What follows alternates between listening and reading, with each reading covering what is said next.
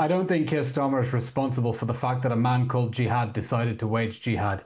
And there is a bigger picture here. The October 7th massacre inspired attacks on Jews around the world. The celebrations started immediately after the massacre. We've seen firebombings of synagogues in Australia that were attributed to Iran. We've seen firebomb attacks on people protesting for the hostages in the United States. There has been a global assault against Jews. And in the UK, frankly, British Jews knew that this was a matter of time and this was a day they knew would always come.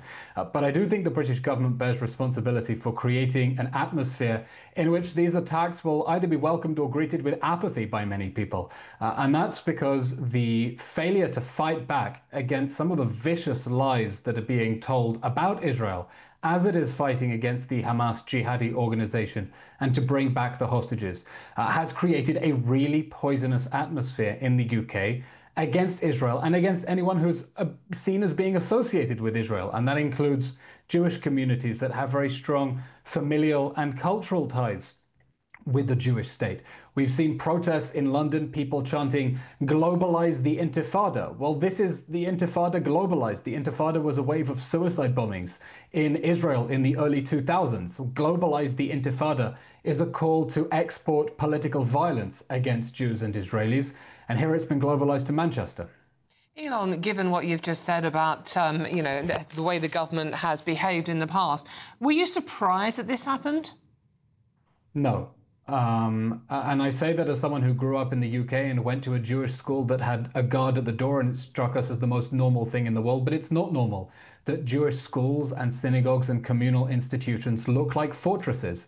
And they have professional security and volunteers, because this is exactly the scenario people expected might happen. It's happened on the continent before. And given the really poisonous atmosphere towards Israel, towards Jews as well, towards British Jews, I think many people thought that it was a matter of time. And the chief rabbi, Rabbi Mervis, said this is a day that deep down all of us knew was going to come. And so I hope really this is a wake-up call for a lot of good, decent British people who are really shocked by what is happening, to understand that, synagogues don't look like churches that you can just walk in. They know that there is this jihadist threat. Just now, in fact, Mossad, the Israeli spy agency, announced that Germany had stopped a Hamas cell that was planning attacks against Jewish and Israeli targets.